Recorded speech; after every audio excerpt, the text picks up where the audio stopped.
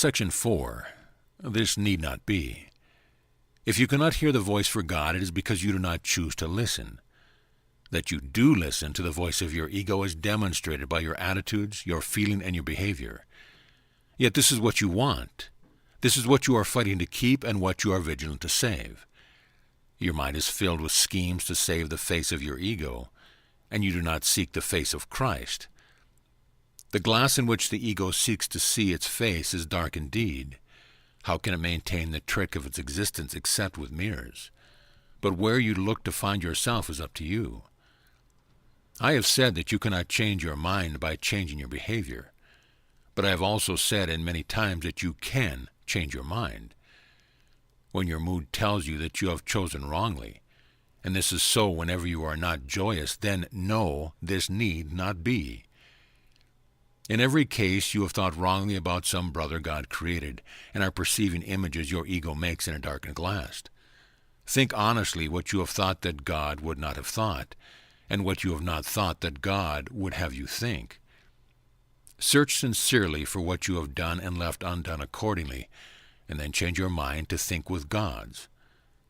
This may seem hard to do, but it's much easier than trying to think against it. Your mind is one with God's. Denying this and thinking otherwise has held your ego together, but has literally split your mind.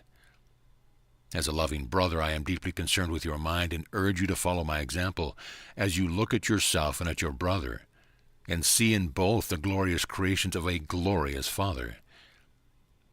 When you are sad, know this need not be. Depression comes from the sense of being deprived of something you want and do not have. Remember that you are deprived of nothing except by your own decision, and then decide otherwise. When you are anxious, realize that anxiety comes from the capriciousness of the ego, and know this needs not be. You can be as vigilant against the ego's dictates as for them. When you feel guilty, remember that the ego has indeed violated the laws of God, but you have not. Leave the sins of the ego to me. That is what atonement is for. But until you change your mind about those whom your ego has hurt, the atonement cannot release you. While you feel guilty, your ego is in command because only the ego can experience guilt, and this need not be. Watch your mind for the temptations of the ego and do not be deceived by it. It offers you nothing. When you have given up this voluntary dispiriting, you will see how your mind can focus and rise above fatigue and heal. Yet you are not sufficiently vigilant against the demands of the ego to disengage yourself. And this need not be. The habit of engaging with God and His creation is easily made if you actively refuse to let your mind slip away. The problem is not one of concentration. It is the belief that no one, including yourself, is worth consistent effort. Side with me consistently against this deception, and do not permit this shabby belief to pull you back. The disheartened are useless to themselves and to me, but only the ego can be disheartened.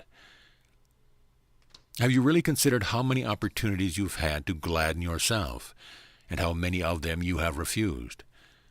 There is no limit to the power of a Son of God, but He can limit the expression of His power as much as He chooses. Your mind and mind can unite in shining your ego away, releasing the strength of God into everything you think and do. Do not settle for anything less than this, and refuse to accept anything but this as your goal. Watch your mind carefully for any beliefs that hinder its accomplishment, and step away from them. Judge how well you have done this by your own feelings, for this is the one right use of judgment. Judgment, like any other defense, can be used to attack or protect, to hurt or to heal. The ego should be brought to judgment and found wanting there. Without your own allegiance, protection, and love, the ego cannot exist. Let it be judged truly, and you must withdraw allegiance, protection, and love from it. You are a mirror of truth in which God Himself shines in perfect light. To the ego's dark glass you need but say, I will not look here because I know these images are not true. Then let the Holy One shine on you in peace, knowing that this and only this must be. His mind shone on you in your creation and brought your mind into being. His mind still shines on you and must shine through you. Your ego cannot prevent him from shining on you, but it can prevent you from letting him shine through you. The first coming of Christ is merely another name for the creation, for Christ is the Son of God. The second coming of Christ means nothing more than the end of the ego's rule and the healing of the mind. I was created like you in the first, and I have called you to join me in the second.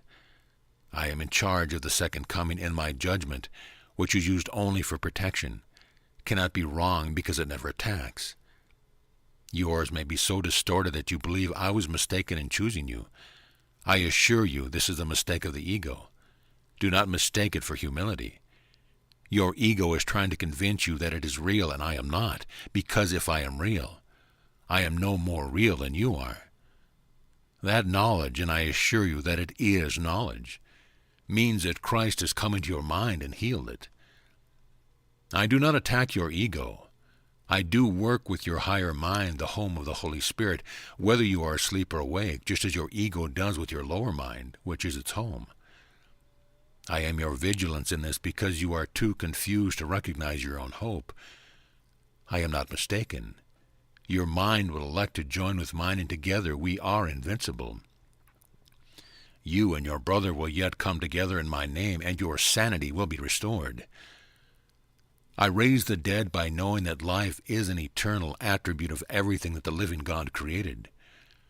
Why do you believe it is harder for me to inspire the dispirited or to stabilize the unstable?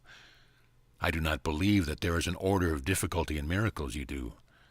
I have called, and you will answer. I understand that miracles are natural because they are expressions of love, and my calling you is as natural as your answer, and as inevitable.